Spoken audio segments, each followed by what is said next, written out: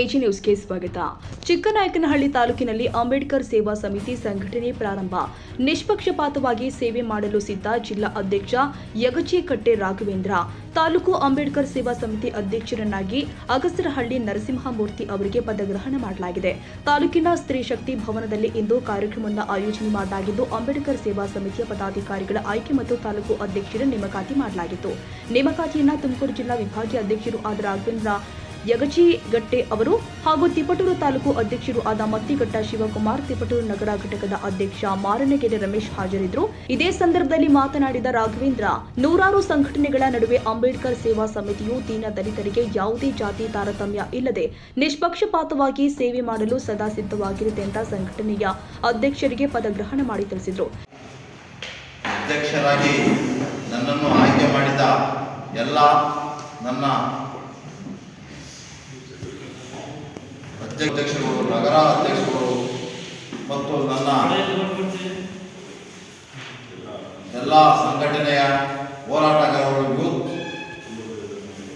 ಅವರಿಗೆ ತುಂಬ ಧನ್ಯವಾದಗಳನ್ನು ಹೇಳ್ತಾ, ನಾನು ಇವತ್ತು ಅಧ್ಯಕ್ಷರಾಗಿ ಅಧಿಕಾರ ಸ್ವೀಕರಿಸಿದ್ದೀನಿ. ನಾನು ಯಾವತ್ತೂ ನಿಮ್ಮ ಬೆನ್ನೆ ಹಿಂದೆ ನಿಮ್ಮ ಕಾಯ ವಾಚ ಶ್ರದ್ಧೆಯಿಂದ ಕೆಲಸ ಮಾಡಿಕೊಂಡು ನಿಮ್ಮ ನೊಂದವರ ಧ್ವನಿಯಾಗಿ ಈ ತಾಲೂಕಿನಲ್ಲಿ ಎಲ್ಲರ ಪರವಾಗಿ, ನೊಂದವರ ಪರವಾಗಿ ಕೆಲಸ ಮಾಡುತ್ತಾ ನಮ್ಮ ಅಂಬೇಡ್ಕರ್ ಸೇವಾ ಸಮಿತಿಗೆ ಒಳ್ಳೆಯ ಹೆಸರು ತರಬೇಕು ಅಂತ ನಾನು ಅಧ್ಯಕ್ಷರಾಗಿ ಅಧಿಕಾರ ಸ್ವೀಕರಿಸಿ ಮಾತನ್ನು ಮುಗಿಸ್ತಾ ಇದ್ದೀನಿ. ಸಂಘಟನೆ ಯಾಕೆ ಬೇಕು ಅಂತಂದ್ರೆ, ನಾವು ಆರ್ಥಿಕವಾಗಿ, ಸಾಮಾಜಿಕವಾಗಿ, ಶೈಕ್ಷಣಿಕವಾಗಿ ಏನಾದರೂ ಸಾಧನೆ ಮಾಡಬೇಕು ಅಂದ್ರೆ ಒಂದು ಸಂಘಟನೆ ಅವಶ್ಯಕತೆ ಖಂಡಿತ ಇದೆ. ಈ ರಾಜ್ಯಾದ್ಯಂತ ಸಂಘಟನೆಗಳು ಬರೀ ಹೋರಾಟ ಸುಮಾರು 20-30 ವರ್ಷದಿಂದ ಕೂಡ ಬರೀ ಹೋರಾಟ ಸಮಯವನ್ನು ಕಳೆದ ಇದ್ದಾರೆ. ಆದರೆ ಸಾಮಾಜಿಕವಾಗಿ, ಆರ್ಥಿಕವಾಗಿ ನಮಗೆ ಸ್ಥಾನಮಾನ ಸಿಗಬೇಕು ಅಂತಂದ್ರೆ ನಾವು ಏನು ಮಾಡಿದ್ದೀವಿ. ಹಾಗಾಗಿ ನಾವು ಈ ನಮ್ಮಲ್ಲಿ ಶೋಷಣೆ ಇರ್ಬೋದು, ಸಾಮಾಜಿಕ ಅಸಮಾನತೆ ಇರ್ಬೋದು, ಅದು ನಾವು ಹೋಗ್ಲಾಡಿಸ್ಬೇಕು ಅಂತಂದ್ರೆ ಹೋರಾಟ ಒಂದು ಭಾಗ, ಆದರೆ ನಾವು ಆರ್ಥಿಕವಾಗಿ ಚೈತನ್ಯಗೊಳ್ಳದೆ ಇನ್ನೊಂದು ಮುಖ ಅಂತ ನಾನು ಭಾವಿಸಿದ್ದೇನೆ. ಹಾಗಾಗಿ ನಮ್ಮ ಯುವಕರೆಲ್ಲರೂ ಕೂಡ, ಸಮುದಾಯದ ಯುವಕರೆಲ್ಲರೂ ಕೂಡ ಆರ್ಥಿಕವಾಗಿ ಬೆಳೆಬೇಕು ಅನ್ನೋದೇ ಈ ಸಂಘಟನೆಯ ಮೂಲ ಉದ್ದೇಶ. ಹಾಗೂ ಅಂಬೇಡ್ಕರ್ ಅವರ ಆಶಯವೂ ಕೂಡ ಅದೇ ಆಗಿತ್ತು. ರಾಜಕೀಯವಾಗಿ, ಶೈಕ್ಷಣಿಕವಾಗಿ, ಆರ್ಥಿಕವಾಗಿ ಬೆಳೆದ್ರೆ ಮಾತ್ರ ನಮ್ಮ ಸಾಮಾಜಿಕವಾದ ಅಸಮತೋಲನವನ್ನು ಕಾಪಾಡ್ಕೋಬಹುದು ಅಂತ ಹೇಳಿ ಅಂಬೇಡ್ಕರ್ ಕೂಡ ಅದೇ ಮಂತ್ರನ ಹೇಳಿದ್ದಾರೆ. ಹಾಗಾಗಿ ಯುವಕರೆಲ್ಲರೂ ಕೂಡ ಆರ್ಥಿಕವಾಗಿ, ಯಾಕೆಂದ್ರೆ ಆರ್ಥಿಕವಾಗಿ ಯಾಕೆ ಉದ್ದೇಶ ಮಾಡಿ ನಾವು ಹೇಳ್ತಾ ಇದ್ದೀವಿ ಅಂತಂದ್ರೆ, ನಮ್ಮ ಏಳಿಗೆ ಆರ್ಥಿಕವಾಗಿ ಉದ್ಧಾರ ಆದ್ರೆ ಮಾತ್ರ ಹುಬ್ಳಿನಲ್ಲಿ ಒಬ್ಬ ಪರಿಶಿಷ್ಟ ಜಾತಿಯ ಪುರುಷನ ಜೊತೆಯಲ್ಲಿ, ಯುವಕನ ಜೊತೆಯಲ್ಲಿ ಒಬ್ಬ ಮೇಲ್ವರ್ಗದ ಮಹಿಳೆ ಮದುವೆಯಾದನ್ನು ಒಂದೇ ಕಾರಣಕ್ಕೆ ಅವಳನ್ನ 9 ತಿಂಗಳು, ಅಲ್ಲ 3ರಿಂದ 4 ತಿಂಗಳು ಗರ್ಭಿಣಿಯಾಗಿರ್ತಕ್ಕಂಥ ಮಹಿಳೆಯನ್ನ ಕೊಲೆ ಮಾಡ್ತಕ್ಕಂಥ ಪರಿಸ್ಥಿತಿ, ವಾತಾವರಣ ನಿರ್ಮಾಣ ಆಗಿದೆ.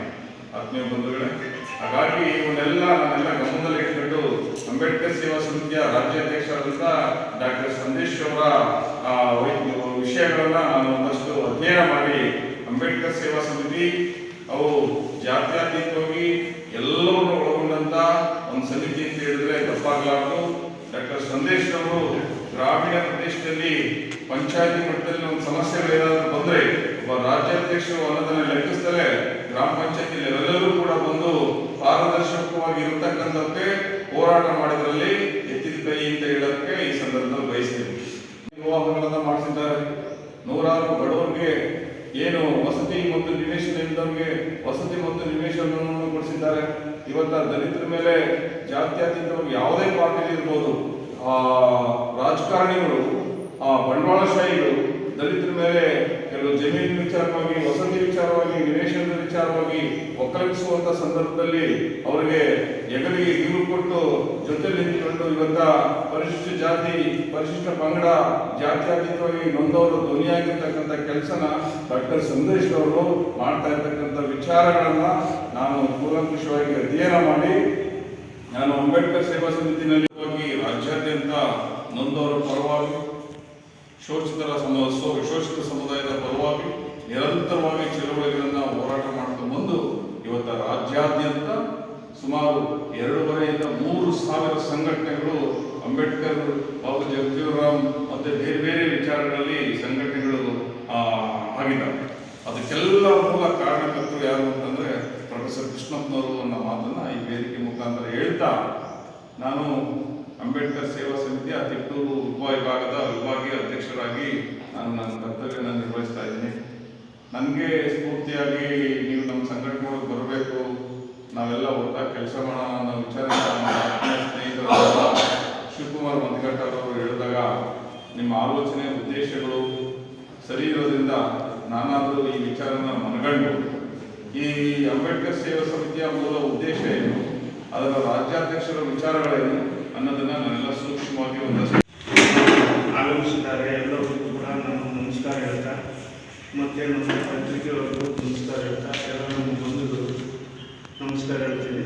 ಇದು ಸಾಕಷ್ಟು ಈಗ ಹೊಸದಾಗಿ ಒಂದು ಈ ನೇಮಗಳು ಇದನ್ನು ನಾವು ಎಲ್ಲ ಸಮಿತಿಗಳಿಂದಲೂ ಕೂಡ ಅಲೆಮಾರಿ ಸಮಿತಿ ಇರ್ಬೋದು, ನಮ್ಮ ಅಂಬೇಡ್ಕರ್ ಸೇವಾ ಸಮಿತಿ ಇರ್ಬೋದು. ಈ ಸಂದರ್ಭದಲ್ಲಿ ತಾಲೂಕು ಅಧ್ಯಕ್ಷ ಅಗಸರಹಳ್ಳಿ ನರಸಿಂಹಮೂರ್ತಿ, ಅಲೆಮಾರಿ ಸಂಘದ ಅಧ್ಯಕ್ಷರು, ಗ್ರಾಮ ಘಟಕದ ಸದಸ್ಯರುಗಳು ಕೂಡ ಭಾಗಿಯಾಗಿದ್ದರು.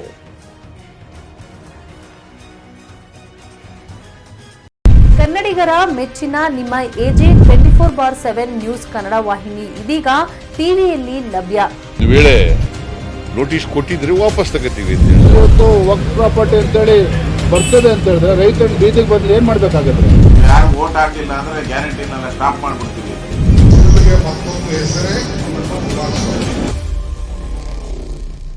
ಕರ್ನಾಟಕ ಮತ್ತು ದೇಶ ವಿದೇಶ 360 ಡಿಗ್ರಿ ಸುದ್ದಿ ಹಾಗೂ ಉತ್ತರ ಕರ್ನಾಟಕ, ಬೆಳಗಾವಿ, ಬಾಗಲಕೋಟೆ, ಧಾರವಾಡ, ಹಾವೇರಿ, ಗದಗ, ಬಿಜಾಪುರ ಜಿಲ್ಲೆಯ ಕ್ಷಣ ಕ್ಷಣದ ವಿವರವನ್ನ ಪಡೆಯುವುದಕ್ಕೆ ಎಜೆ 24/7 ನ್ಯೂಸ್ ಕನ್ನಡ ವಾಹಿನಿಯನ್ನ ಲೈಕ್ ಮಾಡಿ, ವಿಡಿಯೋಗಳನ್ನ ಶೇರ್ ಮಾಡಿ, ಕಮೆಂಟ್ ಮಾಡುವ ಮೂಲಕ ನಮ್ಮ ವಾಹಿನಿಗೆ ಸಹಕಾರ ನೀಡಿ ಮತ್ತು ಚಾನೆಲ್ ಅನ್ನ ಸಬ್ಸ್ಕ್ರೈಬ್ ಮಾಡಿ.